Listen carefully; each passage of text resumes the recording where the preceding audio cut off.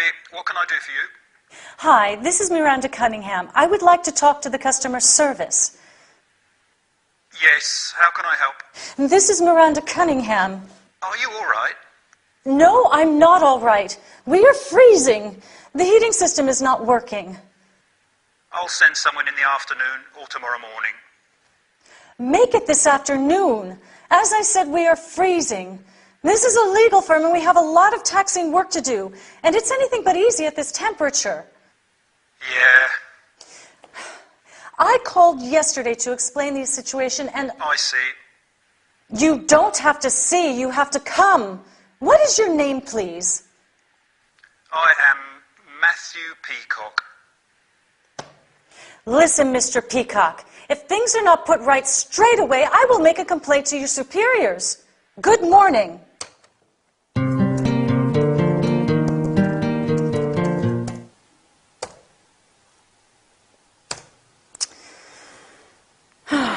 Let me give it another try.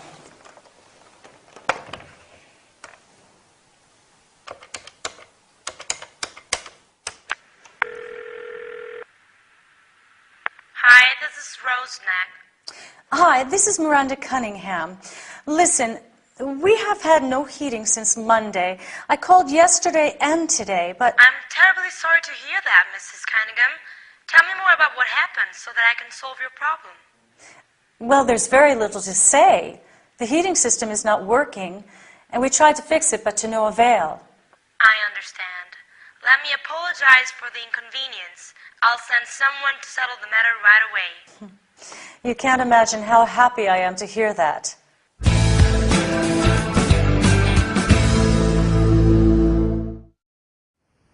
Hi, and welcome to this business workout. This is quite an important session, which involves using some terms related to dealing with problems. In the business world, you frequently have to deal with problems, delays, complications, mistakes. Since Miranda has a technical problem, she calls the customer service for help. Do you think Matthew, the first employee, is great at dealing with problems? No. In fact, he is disrespectful and indifferent. What about Rose, the second employee?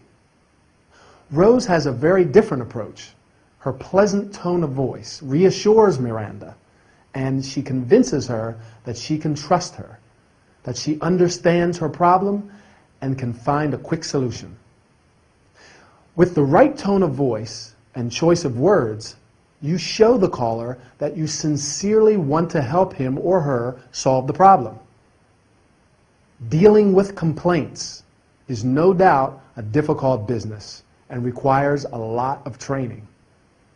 A complaint is an expression of dissatisfaction. You can deal with, make, receive, and resolve a complaint. When someone complains about something, you can say, "I'm terribly sorry to hear that. I'm very sorry to hear about what happened." Or, "Let me apologize for the inconvenience." In order to solve or deal with a problem, you have to gather information about it. That's why Rose says, "Tell me a little more about what happened." She also promises to settle the matter right away, which means to put things right. In this dialogue, you have heard some common expressions. To give it a try means to attempt to do something. You can also say to have a try. For example, "Why don't you have a try?" When you want to encourage someone to have another try after he failed to do something, there is a saying you can use. If at first you don't succeed, try again. Keep it in mind while practicing your business English. I'll see you soon. Bye.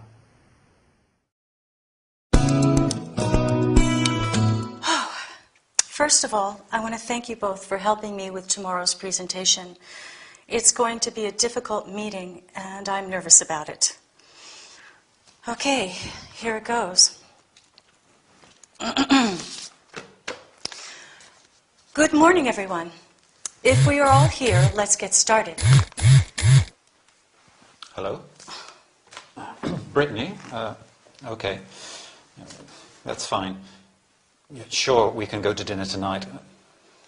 I'll pick you up at 7 sharp. Yes. So do I. Bye. Sorry, my sister. No, my cousin. Family matters. Where was I? I'd like to welcome you all. I would like to introduce Al from the Human Resources Office. And may I also introduce my personal assistant, Linda. I'm sorry I had to call this meeting at such a short notice. We are all here to discuss some urgent financial problems. The main objective of this meeting is to cut expenses. I'm sorry to have to say it, but it is time to tighten our belts. Now, did you all receive a copy of today's agenda? There are 4 items on the agenda. All of them deal with possible areas we have identified for potential cuts. If you don't mind, I think it's best if we take the points in order. Linda is going to take the minutes. Yeah, sure. Lunch break is at 12:30, and the meeting is going to finish at 4 p.m. Is that okay for everybody? Fine. Sure. Yes. Any questions before we start? Oh, sorry. One last thing. Please switch off your mobile phones. Thank you. Sure. How did I do?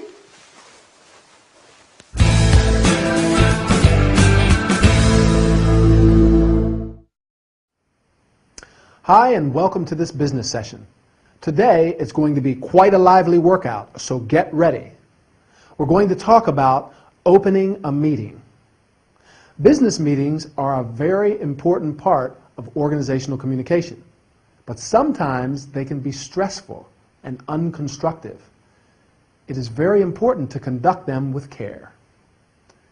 Do you think Miranda opened the meeting effectively? Does she create the right atmosphere? I think so, but let's have a closer look at how she starts the meeting. When opening the meeting, she says, "Good morning, everyone. If we are all here, let's get started." You can also say, "Let's start the meeting," or "Let's start." Then she welcomes and introduces the participants.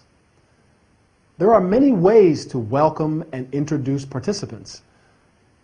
I'd like to welcome you all. Let me welcome Mr. Chang from the International Office. I would like to introduce Al. May I introduce Linda? Or, I don't think you know Mrs. Kempf. Miranda apologizes because she had to call the meeting at a short notice.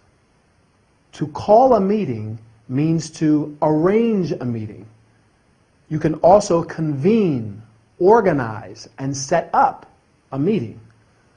At a short notice means only a short time before an event takes place.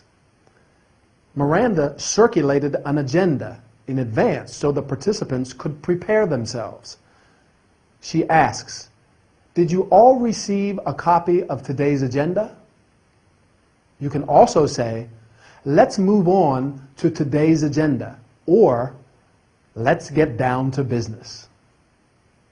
An agenda is a list of matters that people discuss at a meeting. In this episode, the main objective of the meeting is cutting expenses. In other words, they have to tighten their belts. To tighten your belt means to spend less money than you did before because you have less of it. There are 4 items on the agenda. An item is a part of a list or group of things. Miranda says, "I think it's best if we take the points in order." Instead, you can say, "I would like to skip item," and move on to item. She takes care of any administrative matters appropriately. Lunch break at 12:30. The meeting is going to finish at 4 p.m.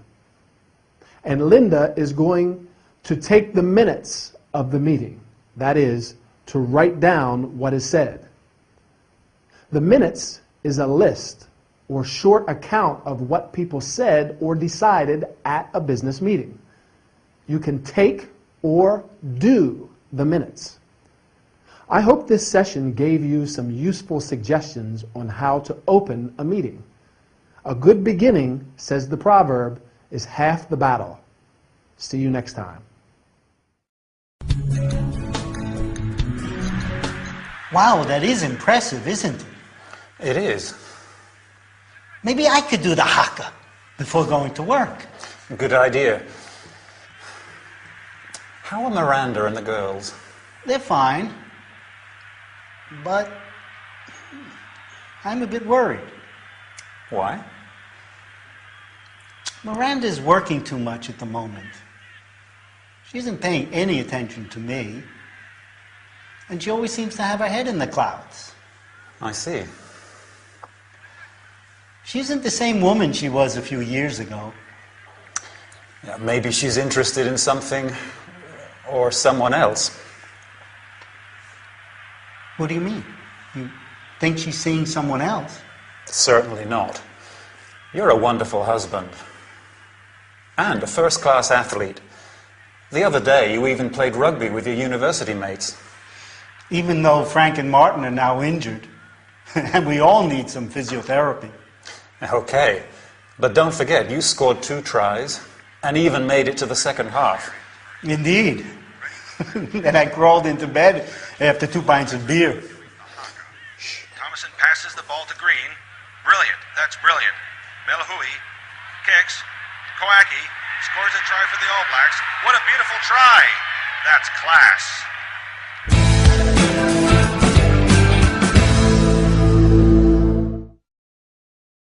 Hi, and welcome to this health and body care session. Today, we are going to talk about sports, rugby in particular. Rugby is an outdoor contact sport played by 2 teams of 15 players. The aim of the game is to score as many points as possible. The match Ray and Ed are watching is between 2 famous teams, the New Zealand All Blacks and the Barbarians, a kind of all-star team. But let's have a look at some common terms used in this game. The playing area is called the field. Before the match, the All Blacks do the haka. The haka is a traditional tribal war dance of the Maori people of New Zealand. Its aim is to encourage optimism in the performers and to terrify their opponents. The first and second half are the periods of time into which the game is divided. There is also a third half after the match when the players meet and have a drink together. The players are divided into 2 categories, forwards and backs. The forwards are the players who are in an attacking position, while the backs are the fast-running players who perform most of the ball handling. The forwards are the players who pack into scrums. A scrum is when a group of attacking players from each team come together with their heads down and arms joined and push against each other, trying to take control of the ball. Ray scored 2 tries. A try is when a player puts the ball on the ground behind the opposing team's goal line and scores points for the player's team. You can also score a goal and a point. The referee is responsible for ensuring that the rules of the game are respected. Ray says that some of the players were injured and that they needed some physiotherapy. As you know, to injure means to hurt or cause physical harm to a person or animal. An injury is physical harm or damage to someone's body caused by an accident or an attack. You can receive or suffer an injury. Physiotherapy is the treatment of muscle stiffness, pain, and injury. You may need, receive, have, or undergo physiotherapy. What about you? Do you practice any sport? Or do you prefer watching sport on TV? Anyway, our time is over. See you next time for another workout. Bye.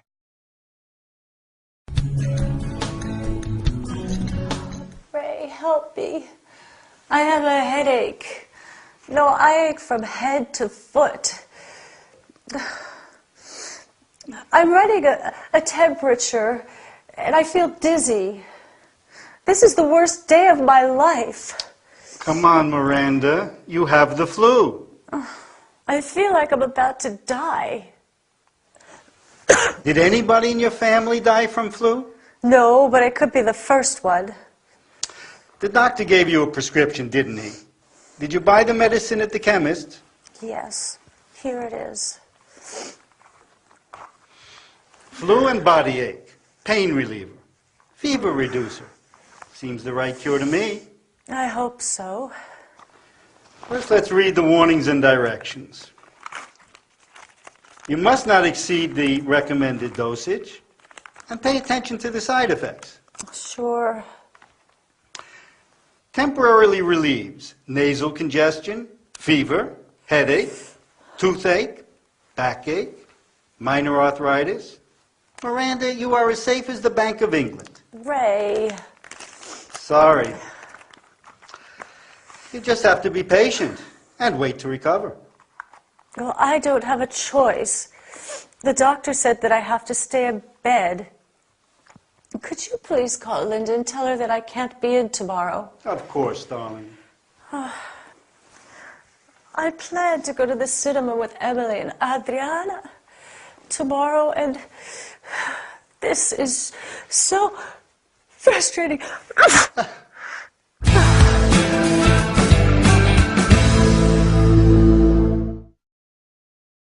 Hi, and welcome to this health and body care session. Today, we're going to learn about some common illnesses and how to cure them.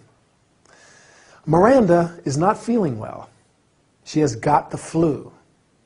That is an infectious illness, like a very bad cold, but which normally gives you a temperature.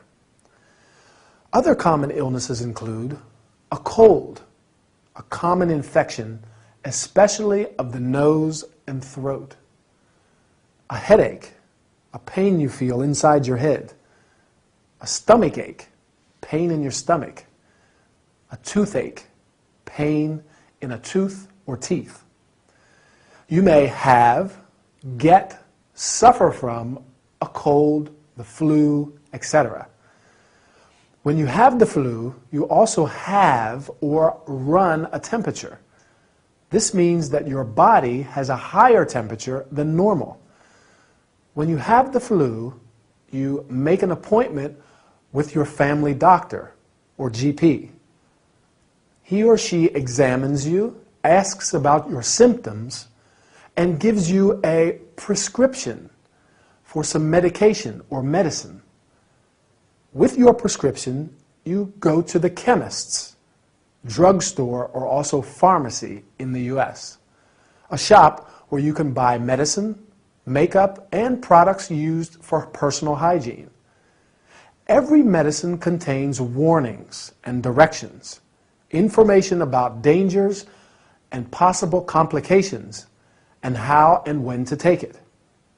When you take medication, you have to be careful not to exceed the recommended dosage. That is, not to take a larger dosage of medicine than indicated in the prescription. You must also pay attention to side effects. Side effects describe the unwanted effects of a medicine. Often, the doctor gives a sick note. A sick note is a sickness certificate from your family doctor. Miranda is a lawyer. She is self-employed, so she probably doesn't need it. But if you are an employee, you have to show a sickness certificate to your employer. Miranda simply has to be patient because, as Ray says, she is as safe as the Bank of England, which means that she has nothing to worry about. Patience is the best remedy for every trouble. So be patient, keep practicing the language, and we'll meet in the next training session. Bye.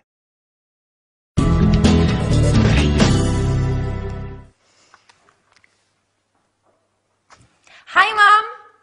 No. Let's talk in English today. How are you? You're sitting in the backyard.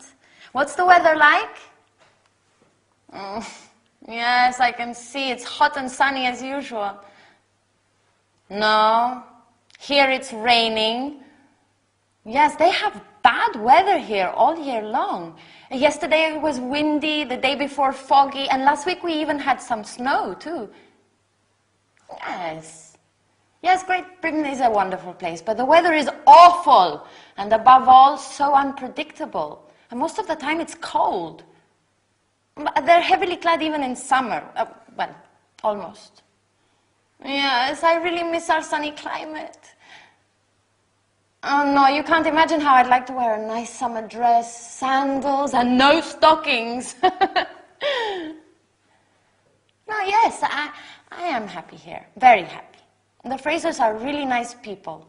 And last week I helped Miranda to prepare Thanksgiving dinner. But to tell you the truth, I did most of the cooking. Miranda is not the world's best cook. Hi, Adriana. Hi, Al. It's still raining. Oh, no. Sorry, I see that you're busy. Oh, sorry, I had to say hello to Albert. Yes, he's one of the Fraser's friends. Oh, he's handsome. He has a nice personality, but he's a bit eccentric. Yeah, sometimes he gets hysterical for no reason, right? Is it your mother? Oh, uh-huh. Oh. Yo te quiero mucho, Marisol. Amada mía, tú es mi sol, mi luna. Well done.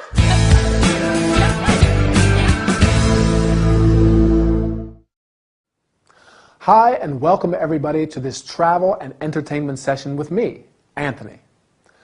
Today, we are going to deal with some common terms and sentences used to describe the weather. The weather is the state of the atmosphere at a determined place and time, while the term climate refers to the general weather conditions. When you want information about the weather, you ask, "What's the weather like?" Or, "Is it sunny, rainy, or windy?"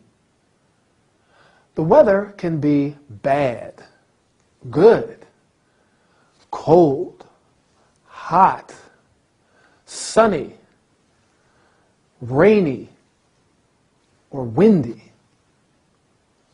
For example, we have some bad weather today. The weather was good yesterday. To answer the question, "What's the weather like?" you can say, "It's sunny when the sun is shining. It's rainy when it's raining. It's foggy when you can see very little through the fog. It's cloudy when there are thick clouds. It's windy when the wind is strong. It's raining or it's snowing." We have a lot of rain. We have a light wind. We have some snow. Adriana is complaining because in Great Britain it's always cold, even in summer. But that's not completely true. In New York, where I live, the seasons of the year are winter from November to March, spring from March to June, summer from June to September, fall or autumn in British English from September to November. Right, north of the equator, obviously. You can say, for example, in winter the weather is cold, and last summer we had a lot of rain. As everybody knows, in Great Britain the weather is awful, and above all, so unpredictable. That's why it's a continual topic of conversation. As the saying goes, if you don't like the weather now, wait 5 minutes and it will change. What's the weather like where you live? Oh, great. But we've run out of time, so goodbye and I'll see you soon.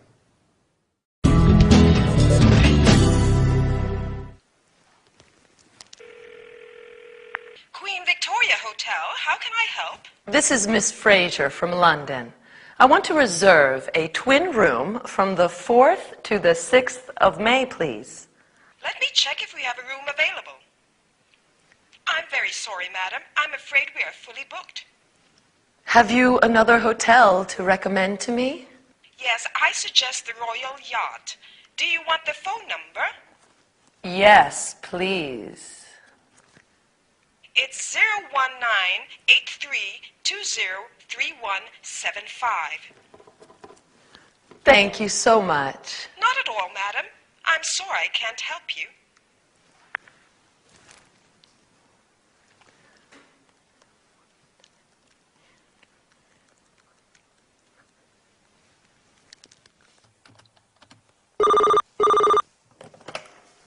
Royal Yacht Hotel, can I help you? Yes. I would like to know if you have a twin room available from the 4th to the 6th of May, please. Let me check. Yes, we do. How much is it per night? It's £158 per night. Has the room an en-suite bathroom? All rooms in the hotel are en suite. Is it possible to make a reservation right now? Sure, madam. We need your credit card number and expiry date. Fine. Just one last question. We would like to bring Hazel, Lucille, my friend's pet rabbit, with us. Is that a problem? A rabbit? Madam, I'm afraid it is. We promise he is very well behaved. It is more or less like having a couple with a small baby. I'm sorry, but pets are not allowed in the hotel. Well, that's very unfair. How is Hazel going to feel when Lucille has to tell him that he has to stay home? I don't know, madam.